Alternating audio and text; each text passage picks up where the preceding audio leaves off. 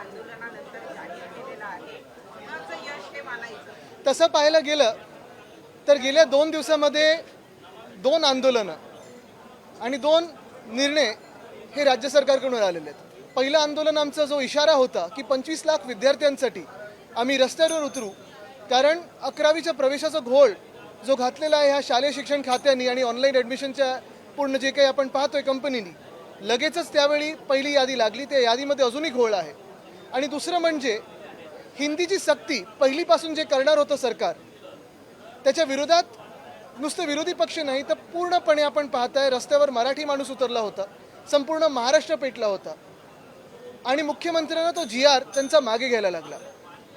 अजूनही आम्ही लेखी त्यांचं जे काही आदेश असतात त्याची वाट पाहत आहोत, कारण ह्यांच्यावर किती विश्वास ठेवायचा हा जनतेला माहिती आहे.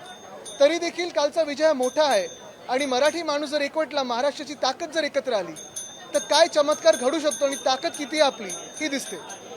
त्यांच्या सक्तीसमोर महाराष्ट्राची शक्ती जिंकलेली आहे.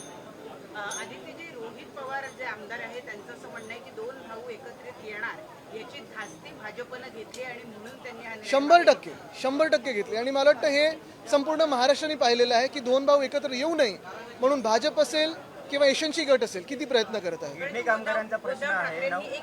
ठाकरेंनी निर्णय घेतलेला आहे की जल्लोष करणार आहेत ते. आमची राज ठाकरेंनी मात्र अजून जाहीर केलेलं नाहीये की ते या सभेत सहभागी होतील अथवा नाही. तुम्ही आवाहन करा. बघा, एक महत्त्वाची गोष्ट आहे की ही जी एकजूट आहे 5 तारखेला दिसणार होती आणि तीच एकजूट दिसावी. महाराष्ट्राची ताकद काय आहे, शक्ती काय आहे ही आमची खरोखर इच्छा आहे. आणि काल आपण पाहिलं असेल जनता देखील जे सोशल मीडियावर व्यक्त होत आहे ती हेच बोलत आहे की मोर्चा असेल की विजयाचा मोर्चा असेल, हे सगळ्यांनी एकत्र येऊन, अर्थात त्याच्यात बनसे देखील आहे आमच्यासोबत, त्यांनी येऊन करावा, कारण महाराष्ट्राची शक्ती ही दिल्लीला दिसली पाहिजे.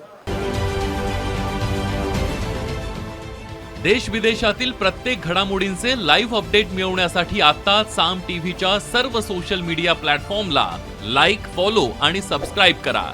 तसंच सर्व नोटिफिकेशनसाठी बेल आयकॉन प्रेस करायला विसरू नका.